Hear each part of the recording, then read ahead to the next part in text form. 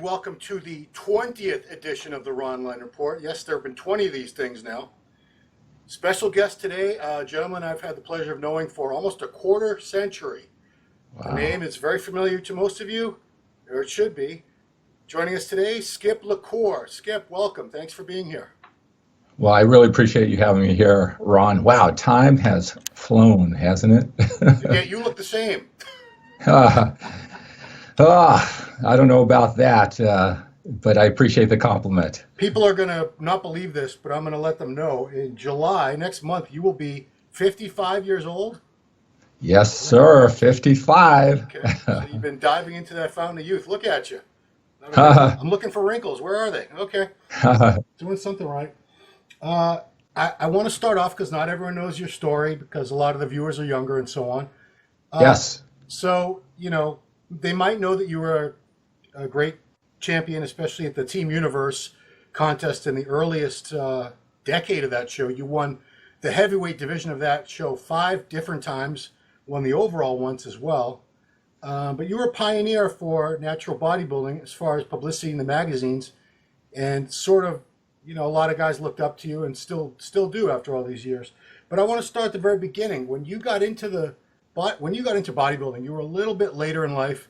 Most of us started as teenagers, out of either doing it for football, or a lot of us were just trying to get bigger out of insecurities or whatever. You actually started off in a completely different way. Can you tell people how you got into weight training and bodybuilding? I did, and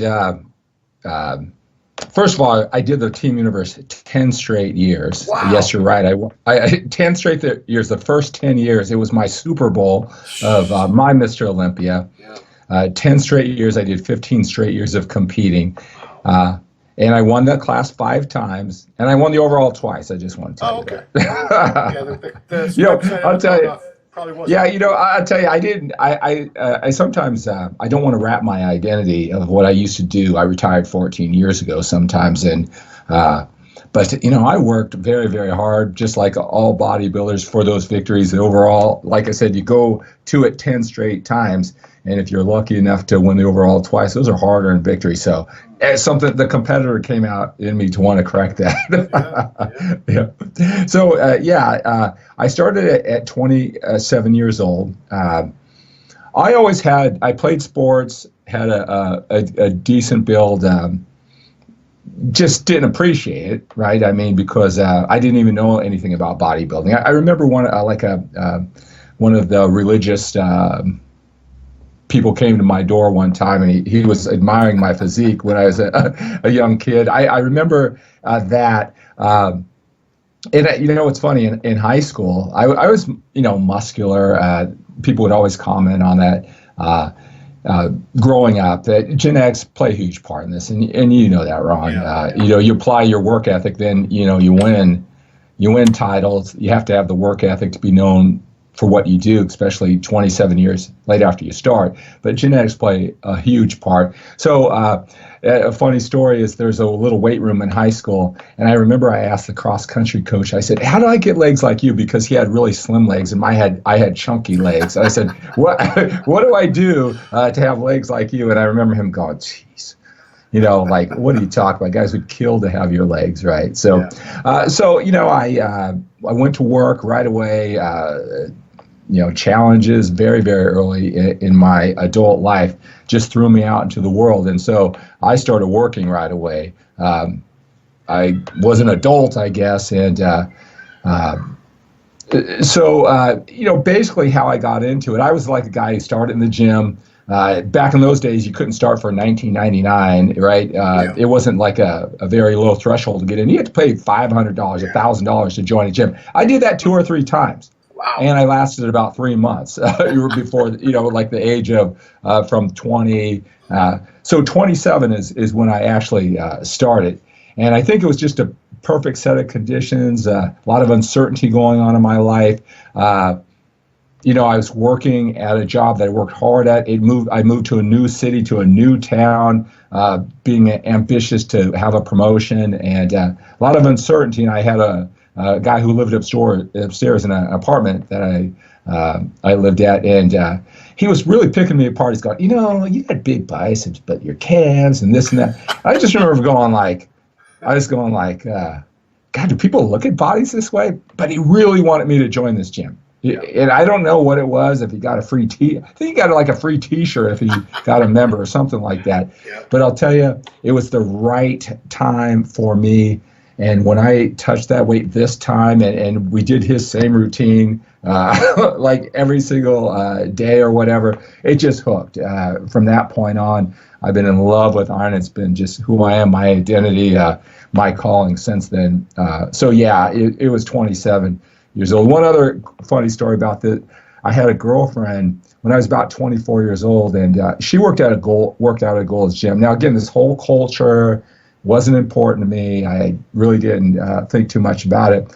And she would always tell me, like, this bodybuilder guy would talk to me, and I was this must be a big deal because you keep on bringing it up, right? And she had Flex Magazine or Muscle and Fitness in her living room, and I remember picking up one day, and I was looking through, and I was going, "Who would want to look like one of these greasy, manny guys?" Right? So that was my before I fell in love at 27. So that was my exposure, my appreciation for what became my identity, my life.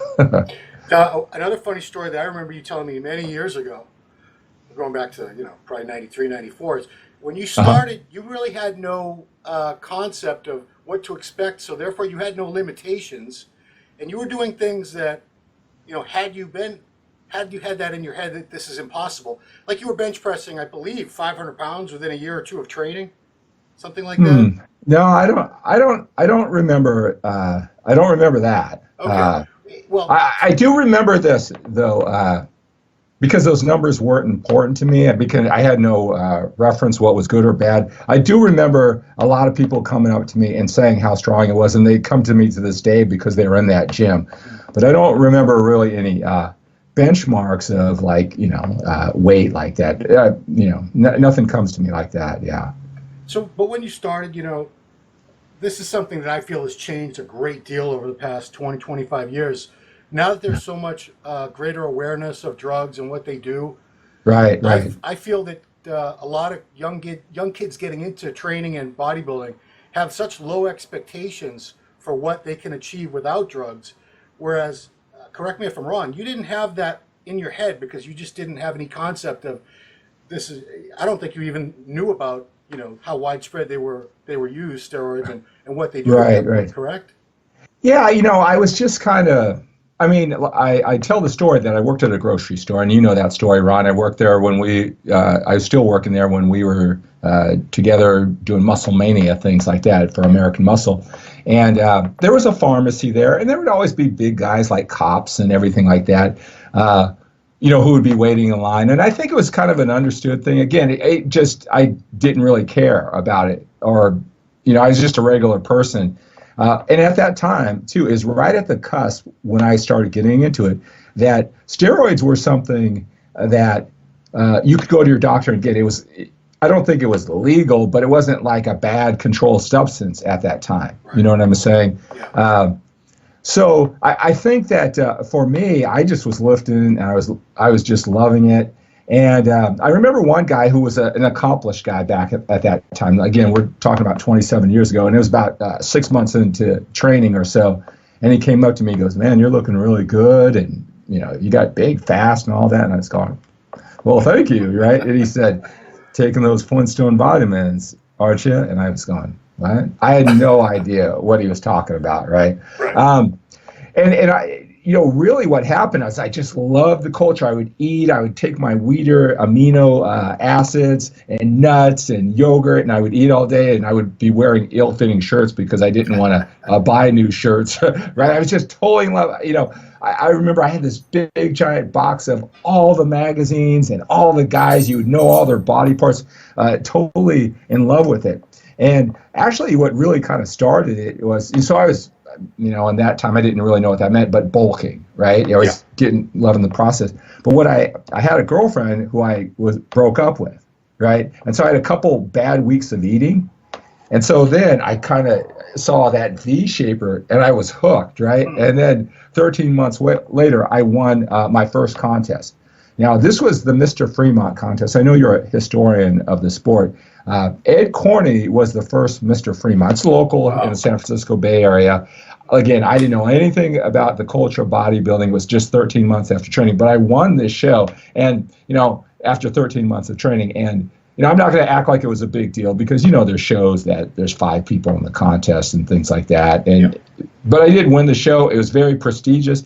I remember going back to the grocery store and working on the aisle with my name tag and my green smock, and people would be whispering, that's Mr. Fremont. That's Mr. Fremont. I was going, this bodybuilding thing is a really cool thing, especially because I feel my sports in high school kind of, got cut off too short. It was something I could really put my work into. But I'll tell you, what you said isn't necessarily true, because even though I won the Mr. Fremont, and then right 2 weeks after, there was the natural show, the AAU, Laura Dayton, Mike Dayton, if you remember them, they used to run them out here. They weren't anything like top-level NPC shows. And so that's when natural contests first started. So I had a route right away. But after that first year, I moved again, but locally, to another gym, and it was a Gold's Gym, and it had hardcore people in it.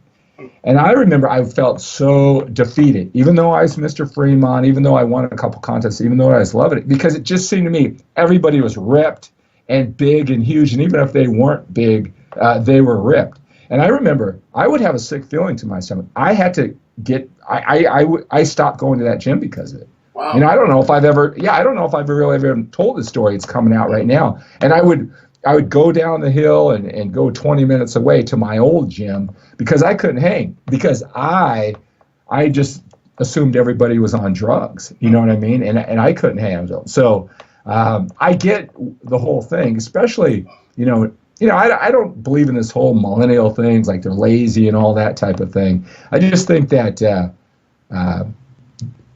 what you can get is right in front of you, because you just flip on your camera, you see somebody who looks like you, he's got an Instagram, and you kind of might fantasize about what that can get, right? And so you want more. I'll tell you, you talk about the team universe, very, very interesting. The first show, if you remember that culture back then. It's like there wasn't this big drugs versus natural. We just all respected the guys, right? The Sean Rays, the Mike Quinns, the Lee Haney, and the natural bodybuilders, we just stayed off to our side. And what I think the rationalization was, I'm a bodybuilder, I'm natural, but I can't get in the magazines like those guys. So we didn't really care about it. Yeah. And it's interesting, the team universe, if you were you there at the very first one way back when? I wasn't. Yeah. Well, there was like hundreds and hundreds of competitors, because at that time we had no idea of what a natural bodybuilder could do, right? Because no one was really in the magazines. I mean, there was Mike Ashley, but he was winning the Arnold Classic, so I don't know how that was looked at, right? And so that first show, there was hundreds, and the range of some guys looked like they didn't train. They were even tanned, to guys who'd been, 45 years old who trained. It was such a wide range that first year, because that was the first gathering of that, the first high-level show. Yeah. Needless to say, it probably dropped to a quarter the next year, right, when people got a measurements going on. Sure. So I think it's the exposure. And, I don't think anything's different, though. I mean, I've had the accusations of using drugs since pretty much day one. Right. But there was no internet or anything like that. I just think it's the same mindset. We're the same kind of people going through the same, trying to figure things out. It's just things are more accessible, just like everything else on the internet now. So, I don't know if it's so different. I don't know. Does that answer your question? Yeah, it does. So I've often wondered, at what point, or were there many points where you wondered, what if I'm this good without drugs? What would I look like if I loaded up? Right. Did you ask yourself? No.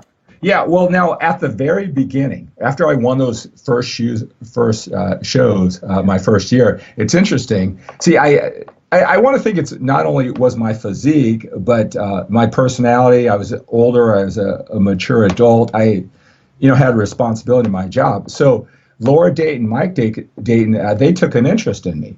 And actually, Muscular Development, way back then, after like my first contest, maybe my second contest season, they had a little teeny weeny picture of me, like chocolatey brown and oily, in their gossip section, just because of proximity, just because I was near Laura Dayton, who was a writer back then. But I remember the photo shoot, it was about an hour away at a Gold's Gym. And I remember this.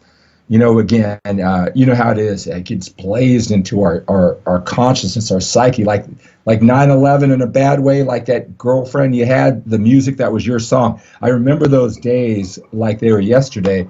And we were driving back from the photo shoot, and she was driving with me. And she was talking about being a bodybuilder, being a pro bodybuilder. And again, I think it was just at the cusp of that becoming a controlled substance. It was like an okay thing. Yeah. Right. So that's what these guys, sort of need to think about and remember the context of guys, back then. I came in like right when it became a controlled substance. So you're doing something wrong. It really wasn't that way. And I think that the guys nowadays need to understand that. Yeah. About the guys like before my time, this sure. 1989 type of thing. I think that's when it became a controlled substance. Yeah. And so what she said to me, and I'm pretty sure she wouldn't mind me talking about this. She said to me, she goes, you really could be a pro bodybuilder if you wanted to. And I go, really? Because, I had the magazines. I said, wow. And I remember I said to her, I look it over and I said, would I have to take drugs to do that? And she just laughed, like, of course you do. But I wasn't I wasn't against that, right? I wasn't like, oh, then no way. It wasn't like that. But then the next question, I said, wow. I said, I go, how much do drugs cost, right? Yeah. And I think she told me like $500 a month. And I said, what? like if I wasn't so cheap or whatever, I mean, who knows, right? Yeah. It was like, look, I'm already kind of in a magazine after a year and a half. Why am I going to spend $500 a month, right?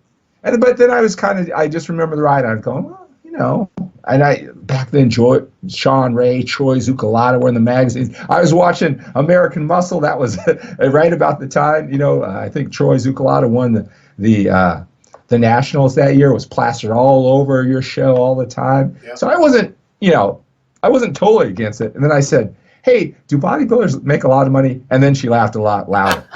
And I think it was the question. Yeah, right. And so you got to remember something. At that time, I was 27 years old, and I kind of did the math. I looked on the internet. I worked for a total of 15 years for this company. I took a lot of promotions, a lot of slack, a lot of kissing butt, setbacks, and I had this job that I was making $115,000 a year of today's money. It wasn't that back then, but the inflation rate. So 27 years old, work for that. So it's just a different set of conditions. If I was a 19-year-old, no job, no future, right? So I think that, and then its timing is a big thing because that's when all the natural contests started. So you had a route, right? Yeah. So it was kind of just, conditions like that that set all of this up for me. And I think it bears mentioning, because this is muscular development, that it was around that time that Steve Blackman changed the magazine for, I want to say it was a year, maybe 2 years. Longer. Was it 2 years? 2 years, yeah. The title became All Natural Muscular Development, and he decided he was going to feature only natural bodybuilders. Right. And you were prominently featured there all the time. Guys like Tito Raymond, Jeff Willett, I believe. It was basically all the Team U stars, if I recall correctly. Right. Yeah. And I'll tell you, that was such a great honor because I was the first bodybuilder that Steve Blackman signed. And then he signed later Ron Alcatraz Coleman and Chris Faldo. So we were the big three. And, what's funny about it is, so they didn't have a lot of stock photos, right? Yeah. And sometimes, how like people, they are so flattered to have their picture in a magazine. And trust me, I really appreciate it too. But there wasn't a lot of stock. And sometimes in that magazine, there would be like so many pictures of me, it would be almost embarrassing because they didn't have it. But those were great times. I loved working for Twin Lab in muscular development, and Steve Blackman, his whole family, Angela. I'm not sure, is she still working with? Yes. Oh, okay, yeah. Mm-hmm. Yeah, and just great times, and Steve Blackman was just great to me. I know that he's a businessman with high standards, so I look back and when he would pay me X amount, I won't say the amount, for writing articles, and he gave me more and more articles to write. So I was writing 4 and 5 articles, and then one day he came to me and he gave me a raise per article without even asking, without even negotiating. And also, they did a commercial, Twin Lab, at the time. And do you remember that commercial that played? Now I do. I remember now that you say it. Yeah, where they featured me. And I tell you, there are people who met me 10 years later that remember that commercial, that iconic scene where it's black and white and I'm coming out of the water. And that they had a New York City, Madison Avenue ad agency do it, and even Gatorade, they kind of modeled that commercial, and it played in the Final Four on CBS. So I've got a lot of great memories with Steve Blackman and All Natural Muscular Development and Twin Lab back in the day. Yeah. So I won't harp on this, but you've gotten a lot of flack. You still get a lot of flack, even though you've been retired. So yeah. Why do you?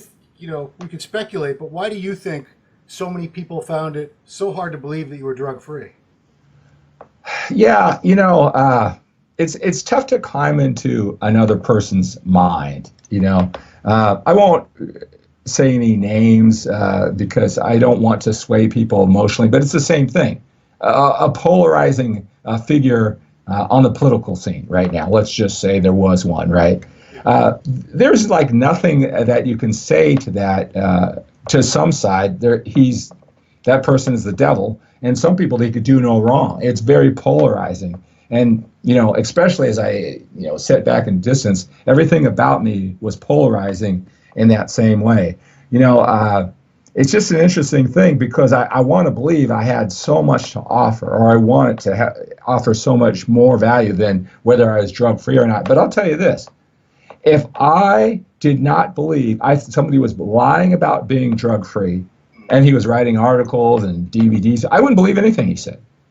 Right? You lie to me about that, right. You have no credibility for everything else. Right? So I get it.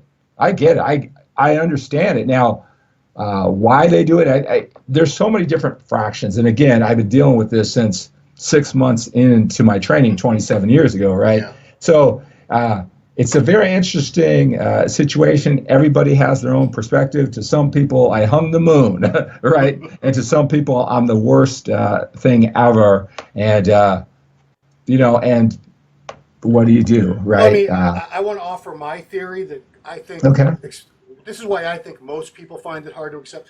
And, I want to preface it by saying there probably are or have been some people that claim to be natural bodybuilders, claim to be drug-free or not. Sure. Out of all these people, the odds are there have to have been a few. But still, the main factor is that genetics are a very real factor in how anybody will respond to training and nutrition and all that. Sure. And there are people who are the genetic elite who will build muscle easier. They can build a lot more muscle mass than a regular person can for whatever reason. It's just it's in their DNA. Right. And they're in the minority, just like people who are true hard gainers who can't gain much at all no matter what they do. I believe they're in the minority as well. So you have this tremendous amount of people that are just average genetics, and we look at the magazines and we see these guys, and we don't want to believe that we can't look like that. If we really want it to look like that, we want to believe that it's possible somehow, even though in most cases it's not. It's just like I compare it to how many people are going to be 6'10" or taller? Not very many. How many people have these elite bodybuilding genetics? Not many. And to come to that acceptance and to understand it and accept it as true, I think it's tough for a lot of people. So they see someone. Well, yeah. Go ahead. I'm sorry. If they know the guy's, it's some 300-pound guy. Well, okay, well he's on drugs. That's why he looks like that. But for them to see someone who's drug-free, who still looks so much better than they're ever going to be able to look, no matter what they do, it's a tough blow. So they don't want to believe it. So they say, well, he's lying. He's on drugs too. I could look like that if I took drugs. I mean, yeah, I mean, like I said, 6 years before I even started training 27 years ago, I really got heavily involved in personal development. I've been always fascinated, and it started from sports, of why we as people do the things we do, why we think the way they do. And it's serving me to this day in what I do, coaching one-on-one, which is really not about bodybuilding and training coaching or competition coaching. That's not the type of coaching that I do. I make people accountable. I get them focused on what their life goals and dreams are, and give them objectivity and perspective as they stay focused on those goals. And so, of course, over all these years, I've tried to step into people's minds and how they perceive it. And I really do think there's a lot of different things. And also when somebody has a belief, it's called confirmation bias. Everything they see will support that emotional point of view that they had. Now, we don't know when we're in that, right? So I think everybody sees it, differently. I mean, I could say that it has nothing to do with that. It could maybe my muscles represent freedom. A guy who quit his job and is living the dream or something like that. And maybe that's something that they want. It's not about them trying to gain muscle. You see what I'm saying? Yeah. I believe that muscles or ripped abs or a tight butt or whatever, it's what it represents to you. If you had that, right, why would we go through such excruciating torture and deprivation and disconnect and ignoring certain areas of our lives for, quote unquote, you've heard this expression, a plastic trophy, right? Right? It's not the physical plastic trophy. It's what it represents to that one person, right? And we all have different emotional connections, why we're going for that trophy. So I think my body, my success, whatever this has earned me, right? Talking to you, someone they admire and they've seen their work, we're talking like we're old friends. That is what my body might represent to them. And that's what made think, whatever you kind of talked about, that comparison thing. Does that make sense? Yeah. I mean, am I being very clear? I don't think it's about the muscles. It's about what that muscle represents to them. And it's different for everybody, right? More confidence, like I said, publicity, having fans or whatever, traveling around the world. That's maybe something that they want. And that's what the muscles represents to them, right? So, but again, it's just an argument. I tell you, the frustration with me about it is I would love to do everything I can to get beyond that issue and kind of take that off the table, right? Because I really believe, if you've read all my articles and you know what I'm doing and what I'm continuing to do and what my mission is going forward, kind of like my rebirth, I have so much to offer. I believe guys like us who love the discipline, the structure of bodybuilding and training. And we have a very similar stories. And Ron, you and I have been around for a long time, and we like to segregate ourselves between who's natural, who's not, who's a top IFBB pro, who's a local competitor, maybe male, female. But what I've learned, again, all 33 years in personal development, we have more alike than the differences that we like to separate ourselves in. Some are smarter. We're science-based in our approach. You're a bro or whatever. I'm an IIFYM guy. You eat chicken and broccoli. I think we all have very similar stories, and this is why this lifestyle is so attractive. I've studied this. I've worked this backwards and forwards. I've used my strengths. I've worked through a lot of challenges that are very similar to the biggest steroid user or the guy who's 20 years old that you talk about who's just starting off. They are so much like me, they just don't know it. They don't have enough life experience. There's so much more that I have to share with you besides training and eating strategies than those guys out there. And I really want to do it. But I'll tell you, I would not believe me. If I'm basing my whole career and I'm lying about drugs, there's nothing that I could say. I could give you the key to success and happiness in life, but I wouldn't listen if I built a whole lifestyle and career about lying, about using drugs. So hey, I get where these guys are at. They're probably not even watching this broadcast anymore. They're busy typing, right? Oh man. So Does it sound like I've thought about this you've subject thought about for it a a bit. minute or two? Yeah, So, okay. so I want to get back to 2003 was the last year competed, correct? Is Yes, that right? yes. So Uh-huh. how did you make the decision that, you've won the Team U X amount of times, I've done all I can do and it's time to move on? I mean, did you get to this Yeah. point and say, well, now what do I do now? Oh, yeah. Actually, you know, if I didn't have more bad events because Ron, I mean, you deal with a lot of dedicated bodybuilders you have for years. We're all a very dedicated group, and I'm no different. I left it all on the floor. And I don't know how much sense that makes, but when you want to achieve something huge, you're not rational about it, right? And when I won the 1998 overall Team Universe, that was really it. But it caused, so many challenges in my normal life because I wasn't paying attention to those things that I didn't know what to do next. So then I did another year. And I remember the next year I said, well, I'll do one more year. And if I win it, then I'll be done, right? Because I didn't know what to do next, right? I gave it all for bodybuilding training, the whole lifestyle and the structure. But the next year, I remember that I did the show, and I knew after prejudging I didn't win. And it was the worst feeling in the world. I knew I didn't win that night. Prejudging was Friday night, and Saturday night, I couldn't even sleep. I literally, my buddy Tony Ruggiero, he'll tell you the story. I was curled up in a ball because I was so disappointed after the 1999 prejudging. Yeah. I left it all on the floor. There was only one outcome in mind, and I just knew I didn't win. Mm-hmm. It was probably one of the most devastating times in my life. I came in second place to the guy that maybe you've heard of, Kai Green. Yes. No, he's in okay. Yeah, right. So I wish I had a time machine to know that, Skip, hey, man, you're going to cherish you came in second place to him. Can I interrupt for a second? Sure. Did you see any long-term potential in Kai back then? I'm just curious. Oh, yeah. Oh, yeah. All right, let's go back to when I was writing for Muscular Development. Let me just say that Mr. Blackman had me reach out to him to do an interview for All Natural Muscular Development. He wasn't the easiest guy to get a hold of. I don't. He still isn't. right. Nothing's changed. But I'll tell you this, and I get chills thinking about this because you got to remember something. I was the guy on the Tony Robbins infomercial. I was studying personal development, and I was talking to this kid. I don't know, he's like 20 years old, 21 years old, and I finally got him on the phone. And I remember this like it was yesterday.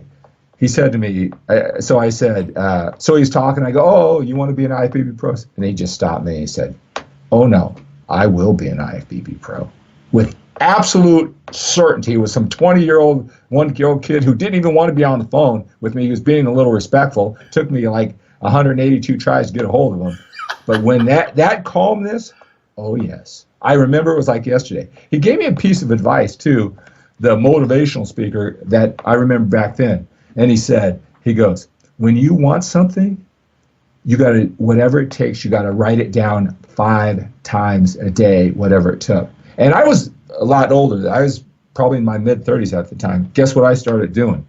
Exactly. When I write things down 5 times a day if I want them badly enough. So I learned a lot from that 20-year-old Kai Green, the 35-year-old guy interviewing him, the champion, the guy doing the motivational speaking. That guy had the stuff way back then. Right? And not just the physical stuff. Right. Because I think to achieve what he's achieved, sure, he's got an amazing physique. But it's right here and right here. And he had it way back when. Yeah. Way back when, yeah. We were speaking, and you mentioned something to me about how when you finally quit competing, you went through a period where you actually hated bodybuilding. You hated everything about it for a while. Can you talk about that for a second? Yeah, like I said, I wanted to retire. I didn't know what to do, and I won the overall at the Team Universe in 2002, and it was the same thing. Well, I don't know what to do. I don't know what to do next, so I'll compete one more year, right? Yeah. And so I said, well, I'll go out with a back-to-back, right? Well, I won the class. I didn't win the overall, but I said, okay, that's it, because I kind of felt that, people just expected me to win. I would diet from the first Monday in January all the way to the show in July. It was like, this is way too much work, even for me, for basically nothing, right? My personal life was strewn apart, even though I gladly kind of put that apart. I was 41 years old. I had to get on with life finally. And so finally I just said, I'm going to quit, right? And, I don't know. It was how I chose to live to be the bodybuilder I was. Now, I'll tell you, the physique is one thing, but I think what the value that I provided, that I marketed myself before YouTube, before Facebook, before it was easy, before you had a phone, I was out there sending letters. I would use my professionalism influence. I got contracts with Twin Lab, Metrics, AST Sports Science. As an amateur, I would write for Ironman magazine, have 14-page spreads, do the things. I hustled a lot to do all of that. I left it all on the floor, and the rest of my life suffered. And I wanted all that stuff. It was time for me, to move on. I didn't know what to do. So it was what I did to myself, drug-free, not drug-free, the hate and all that. I don't know how much that affected. It's what it did to my life. And so the first thing, because of my years of personal development and being inspired by Tony Robbins and going through all of his courses, classes, staffing his events, it started with Zig Ziglar, the late Zig Ziglar. When I was 21, he would write me letters. It kind of put me in this direction. And if you remember, I did a lot of personal development, a lot of motivation along with training. It was all focused on how to have big muscles and ripped abs. Right. But I would interject that in all my writing. And so a friend of mine, he used to work in the Tony Robbins organization. He's now a motivational speaker. His name is Keurig Ashley in Australia. And he invited me to Australia for a week because I didn't know what to do. But I knew I kind of want to be a motivational speaker. And it was kind of the beginning of a journey because there was this one situation, and allow me this story because I think it has a lot of significance for a lot of us, right, who love this structured lifestyle. Maybe we've had some challenges in the past that made it so attractive to us. And at that time, my picture article, something was, because this was like 13 or so years ago, I heard it was an Ironman Australia, or an Australian muscle magazine. And so this was a grocery store that had a little mall before you went into the grocery store. It was a small grocery store. So he went ahead. I said, hey, Keurig, I'm going to check out this magazine to see if I'm in it, right? And so I was in the magazine, and so I kind of put it back in there, and I went into the grocery store. And so Keurig said, hey, were you in that magazine? Yeah, I was, right? Yep. The funny thing about it, I guess I should say, and sometimes it's not what it appears.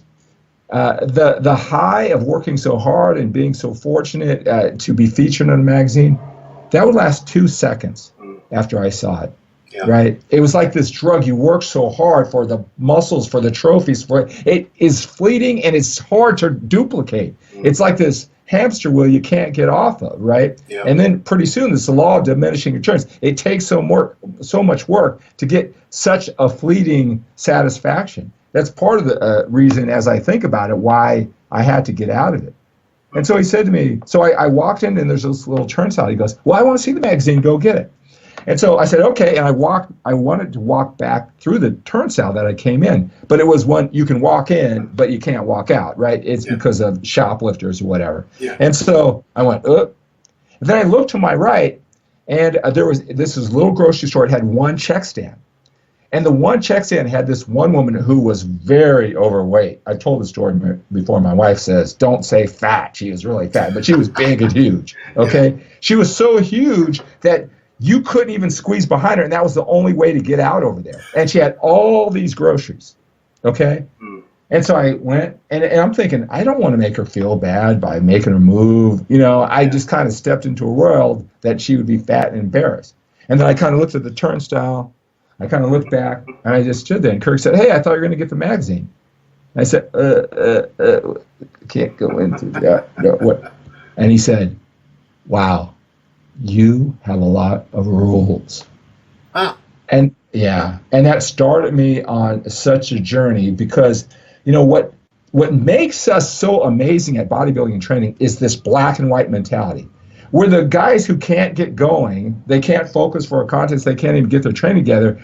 Oh, information overload. What about this strategy? He says this, he says that, right? Yeah. If you can just, people can pick whatever strategy, as long as they have absolute certainty in it, they can make it black or white. You're going to do well because you can make adjustments. Yeah. Black and white mentality is amazing. It's perfect for what we're trying to do to succeed. And I had 15 years of that type of thinking, rep by rep, set by set, workout by workout, day after day, meal after meal, contest after contest. It was ingrained in my nervous system to see the world that way, and it carried over to everything. It made me a great bodybuilder, right? And I've learned a lot of why the challenges of my past, the uncertainty of a childhood, how I made things like that. And I've really found out that a lot of us who come to here may have some of those things, and it makes us great at the things we're great. We're doing better than most, especially our bodies, right? People, they respect us. They see the discipline, and it's great. But I started to realize that my thinking was preventing me to have the connection, happiness, love, business, because business is people. Yeah. You know what I mean? Yeah. I talked to Russ DeLuca of bodybuilding.com about this story, because as I kind of started understanding my story, and I just, again, this is where it comes back to my hope, my prayer is, whether you believe I'm drug-free or not, and I could certainly understand if you think I'm a liar, you should throw away, I could see where you want to throw away everything that I have to say, but this isn't about me. I've got a message that can help you.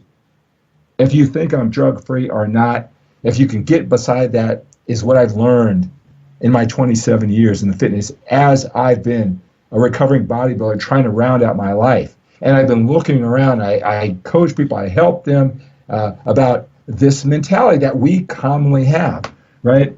Yeah. Black and white mentality made me an amazing bodybuilder. I could shut everybody off. But again, the story of Russ DeLuca, he came up to me at the 1998 Arnold Classic. And I remember that day for some reason. I think it's because I watched from the sidelines as they got so big, right? And he came up to me and said, Skip Lacour, you don't know me. My name is Russ DeLuca, and my two sons just idolize you. And we're starting this little company. It's called bodybuilding.com, and we want you to be a part of it. Wow. Well, guess what? My thinking, my non-trusting, and I could go into a whole story, and I talk about this openly because when I do, a lot of people love the iron and love the lifestyle like me. They go, wow, that's like me. And it creates breakthroughs on how to get everything else in life. Yeah. Right? And I talked to him and I said, do you remember? He goes, I remember that day, years later, right? And I said to him, I guess he doesn't want to make money. Oh, I want to make money, right? But this non-trusting of other people was kind of built into my DNA for a lot of reasons. And it goes back to all these things. And since that time, my journey since bodybuilding, I thought I was smart. I thought I was a hard worker. Right, I got the attention and respect of Steve Bleckman, who doesn't give his respect to bodybuilders. He hired me for 2 years to work on his magazine. Tony Robbins picked me for an infomercial that played all over the year for 3 years. Right, I thought I was so different. Right, and I see everybody else talking like they talk about this industry and they talk about, well, these people are so messed up. Our industry's so messed up. And we all have this. We all think we're different, right? And, we are different, right? But there's a common bond that brought us here, right? And it's a lot of great stuff. But if you're doing great in life, if this is everything in the world to you, I want you to just step into it fully, enjoy it. I don't want to bodybuilding has given me so much. I'm fully embracing it now in my journey from the time you talked about, where I wanted to just push it away. I want to do anything else but bodybuilding, right? Yeah. I'm back because I've got a bigger message. It's a culmination of my 33 years in personal development. It's my 27 years in bodybuilding and training, being a leader there, talking to so many people, understanding all this. And it's been my journey since I retired. Yeah. And I just see a lot of us, we're aging and can't break through. And we have these, what I call superhuman powers that we earned rep by rep. set by set, workout by workout. We know we're disciplined more than most. People who have a lot of money and a great business and great families, maybe all of those things, they respect us for these superhuman powers. But sometimes if you're like, I would cry in my pillow, so to speak, and I like, why can't I crack the code? Yeah, I'm doing better than most, but why can't I put this other stuff together? Yeah.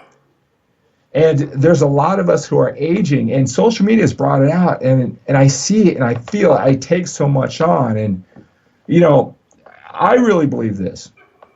I'm going to make a bold statement, is that whatever anybody knows for me, what I accomplished as a bodybuilder, what I contribute to the community, because I know a lot of people respect what I've done. I hear it all the time.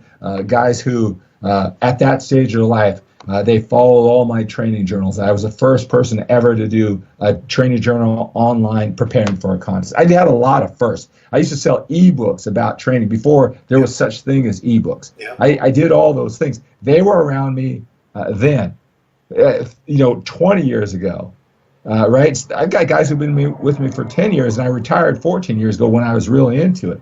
And now they're at this stage of their life. They're 35, they're 45. I've got answers when they want more. Now, again, I'm 55 years old. I don't know what you can see, but I'm in great shape for 55 years old, right? Yeah. I'm not saying to throw this. There is a way to do it and not settle. And it took me a lot of years to crack this code. And I'm so thankful. I mean, I'm married. I'm happy. I've got a little girl who's turning 4 years old. Another one, a little boy who's turning 2.5. I made it just under the wire, right, to get this together. And I'll tell you this, the 15 years when you are obsessed to be amazing, you don't work on your other issues. You don't even know that they're there, right? It's not too late to be great, guys out there, if you can relate to what I'm saying. I think my story and my mission, and as you can tell, I may seem a little bit more passionate now than we were talking about bodybuilding, because this is what I'm all about. I'm writing a book, and there's a couple titles that I've been playing with, that I've been testing. One is It's a Matter of Trust, Confessions of a Recovering Bodybuilder. And I'll tell you a little bit about that story, because I failed several times already in my mission, okay? But I think the best title that people can relate to, and tell me if you can just kind of understand the concept by the title itself. This is what has been my mission. It's set your entire life up like a contest and win big there too. Think about that. Set your entire life up like a contest and win big there too, right? I want to believe that the title says it all. But it's like, remember if you've been a competitor, you don't have to be a competitor, but just you had this vision of what your physical body would look like on that specific date on that stage. And you were obsessed with it. You thought about it 50 times a day, more than Kai Green 5 times a day. And everything mattered. Your day was filled with direction, focus. You had to get up. You had to get off that couch. You couldn't eat that extra thing. Everything mattered. And, it was the most toughest, most challenging journey ever. Sometimes you won, sometimes you didn't win. And I'm not talking about the end, the day-to-day grind. But there is no place on earth you'd rather be. You'd go past the mirror and go, oh, I wish this contest was today. I am ready. Let's do this now. And then you'd walk past the mirror 5 minutes later. Who am I kidding? I suck. Right? I'm going to quit that. But that's what made it the most amazing journey. You got yourself to have a vision and get clear on that vision. The more clear, the more exciting the journey was. You got yourself to have certainty that everything was going to work out. And nobody's 100% certain, but more often than not, your hard work, your deprivation, your uncertainty, you had enough certainty that it was going to pay off in the end. And then you had this feeling of control. Let me just tell you, life, people, business, they're moving targets. It's not black and white. But when you're in that mode, every moment matters. There's nothing better than that feeling. The only challenge with that is you get a plastic trophy and whatever you attach to it, right? And sometimes if you're like me, it kind of leaves the rest of your life kind of in tattered pieces. What if you can set your entire life up like a contest so you can win big victories. Every moment is filled with passion. You couldn't wait to get out of bed to do your cardio like me, and I just read. I'm reading about business. I'm reading about digital marketing, right? Every minute is accounted for. You know what? Here's my day so far. I jumped out of bed at 2. I do an hour cardio upstairs in my spare bedroom. I'm learning about digital marketing. It's my genius zone time, and you got to go to my Facebook page, Facebook/Skip Lacour, because I'm just on fire there, right? You think this is something, right? And I post what my thoughts are, because at 2, 3 o'clock in the morning, that's my genius zone time, and I do my utmost passionate thoughts there about this concept, right? Okay, and then I've worked out this arrangement with this gym, this beautiful gym in Walnut Creek. It's connected to the Renaissance Club Sport, and they allow me to go into the gym with nobody there. The only challenge is I got to be there at 3 o'clock in the morning and be out by 5, Yeah. right? But it's this beautiful gym, and I post live broadcast, and that's what I did this morning, right? And so I posted a live broadcast, and then I took it on 4K quality too, and I chopped it into pieces. And so the 9-minute version, I posted that on all my social media outlets, right? Then my wife is a stay-at-home wife. My little kids got to wake them up or have breakfast with them, right? Had a coaching client who is a 40-something-year-old personal trainer we're designing his life, right? So he can set it up like a contest. He competed. But he's trying to break out of that one-on-one personal training. He's getting older, and how do we create the steps? And so he's been coaching with me for 3 years. We've been working on his income, his mindset, with the same concept, right? Yeah. Maybe took a little bit of nap, and now here I am with you, right? And so what if you could set your life up in a contest where you just live with passion, where everything mattered, but you had a bigger payoff than a plastic trophy or whatever it is you attach to it? What if you set your life up like a contest and it wasn't so counterproductive to those other areas of life, like relationships and business, like it affected me? I want you guys to have a better life than me. And in my 55 years and all my challenges that I openly talk about along with my victories, I got a lot of things that can help you if this sounds if it sounds like it'd be helpful. And I kind of posted something on my Facebook page, and I just remember when I first started, and it was Arnold's Encyclopedia. And that book, do you remember what it's like to you, Ron? Arnold's? Yeah. I'm looking at it right now. Up on your wall. Yeah, and it's like, it lined out everything, right? And the pictures, and it wasn't that it was Arnold. Whoever wrote that book just captured your imagination that this is possible. And they gave you strategies, right?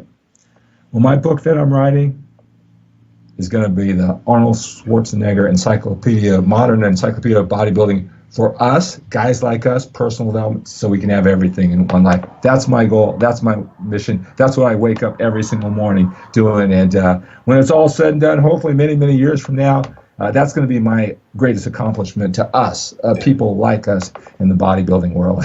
Cool. So your Facebook page, Skip Lacour, is one place. Where else can people find out more?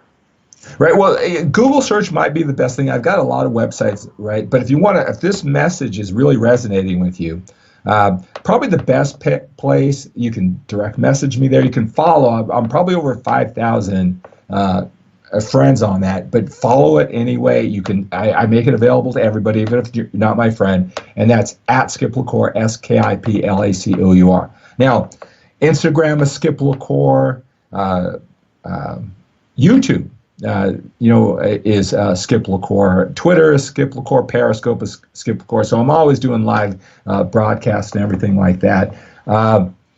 And I do have a public page, a Facebook page, and that's at Skip Lacour page. It has 500,000 people on it. I'll just say this. My message has been so mixed over the last year. So I've got a lot of personal development people. I do this Manformation Conference leadership. But if I'm speaking to you, you're on this muscular development website, you're hardcore, then go to the start there.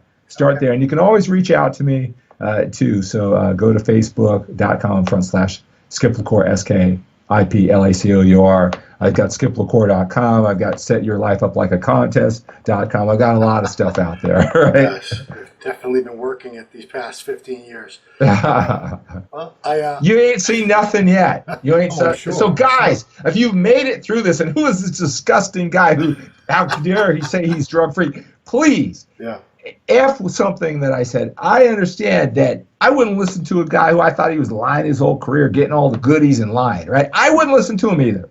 All right. But this isn't about me. If what I am saying, if you can put that aside and you want that next level, you're hardworking, people respect you, guys who have a lot of money, who have great relationship, and you can't crack that code, you want to come along and at least entertain what I have to say. Yeah. Cool. Well, I appreciate you sharing all that with us. It's been really cool catching up with you. It's been a very long time since we talked in depth.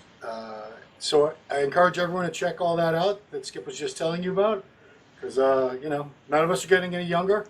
Some of us are getting up here in years and might not be making all our dreams come true in life. So this could be a lot more useful than telling us how many sets of curls to do or how many grams of a couple things, Ron. Yeah. Number one is you can do all those reps. You can perform at a high level and maybe not or. And just something I just want to encourage you, it is not too late to be great. It's not too late to be great. I assure you that, and I want to do everything I can to help you. And Ron, hey, who knows? Maybe we'll be working together in some way, shape, or form in the future. I guess I got to put that out there, right? You never know. Could very well you never be know. Sooner rather than later. Okay. Yeah. Well, for the Ronline report, I want to thank Skip Lacour for joining us, and I will be following along. I'm going to check out some of that stuff myself as soon as we're done here. Thank you so much. Thank you for the opportunity. Yeah, thank you for the opportunity. Everything, I've respected you way back when, to following your example and to allow me to come into your tribe, your followers. I really appreciate that. Thank you so much. Cool. All right. Thank you.